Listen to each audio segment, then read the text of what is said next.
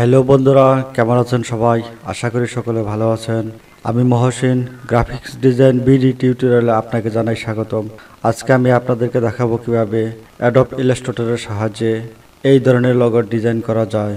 তো বন্ধুরা, আপনি যদি আমার চ্যানেলে নতুন হয়ে থাকেন তাহলে চ্যানেল সাবস্ক্রাইব করে রাখবেন এবং পাশে থাকা বেল আইকনে ক্লিক করে রাখবেন, যাতে আপনি আমার নতুন নতুন টিউটোরিয়াল পেয়ে যান সবার আগে। তো বন্ধুরা, যাওয়া যাক মূল টিউটোরিয়ালে।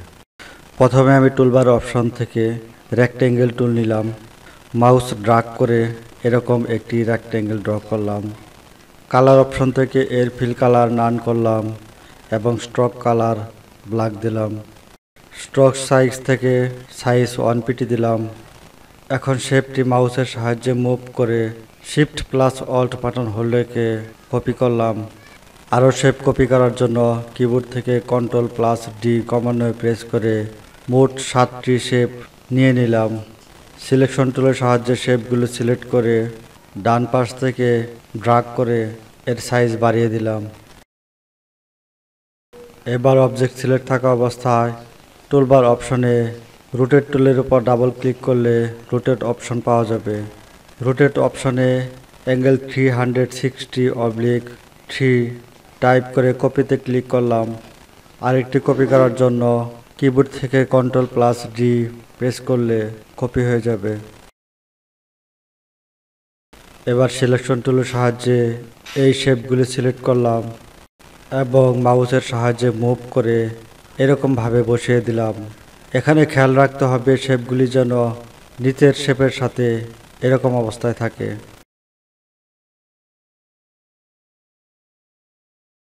সিলেকশন টুলের সাহায্যে সমস্ত অবজেক্ট সিলেক্ট করলাম।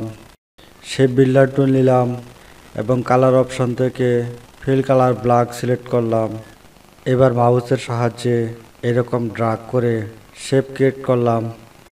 এখান থেকে এখানে ড্রাগ করে ক্রিয়েট করলাম, আবার এখান থেকে এখানে এদিকে একটি ড্রাগ করলাম, এখানে শেপ ক্রিয়েট করলাম, আবার এখানে একটি শেপ ক্রিয়েট করলাম, এখানে একটি, আবার এখান থেকে এখানে একটি, সর্বশেষ এখান থেকে ড্রাগ করে শেপ ক্রিয়েট করলাম। এখন আমাদের খেয়াল রাখতে হবে শেপটির ভিতর অপ্রয়োজনীয় অংশ আছে কিনা। একটি জুম করে নিয়ে আমরা দেখতে পাচ্ছি শেপটির অপ্রয়োজনীয় অংশ আছে। আমরা এরকম ড্রাগ করে অপ্রয়োজনীয় অংশ সহজেই কেটে নিতে পারি। আমি একটু তাড়াতাড়ি দেখে দিচ্ছি।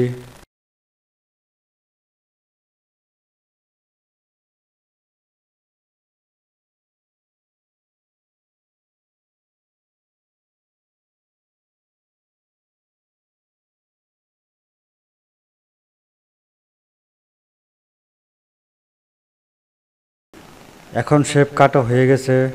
এখন প্রয়োজন মতো শেপগুলি সিলেক্ট করে কপি করে নিব। এই জন্য প্রথমে শিফট বাটন হোল্ড রেখে শেপগুলি প্রথমে সিলেক্ট করলাম। এডিট অপশন থেকে কপিতে ক্লিক করলাম। সমস্ত অবজেক্ট সিলেক্ট করে কিবোর্ড থেকে ডিলিট বাটন প্রেস করে ডিলিট করলাম। এখন কিবোর্ড থেকে shift control plus V button press করে শেপ কপি করলাম।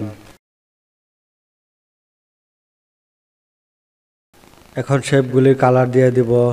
এর জন্য প্রথমে শেপগুলি সিলেক্ট করব এবং কালার অপশন থেকে এদের কালার চেঞ্জ করে দিব। এরকমভাবে প্রত্যেকটি শেপ আলাদা আলাদাভাবে সিলেক্ট করে কালার অপশন থেকে এদের ফিল কালার চেঞ্জ করে দিব।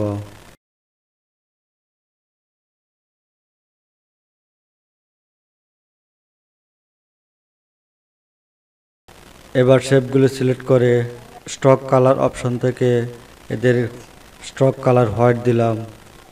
অবজেক্টের উপর মাউসের রাইট বাটন সিঙ্গেল ক্লিক করে গ্রুপে ক্লিক করে অবজেক্ট গ্রুপ করলাম।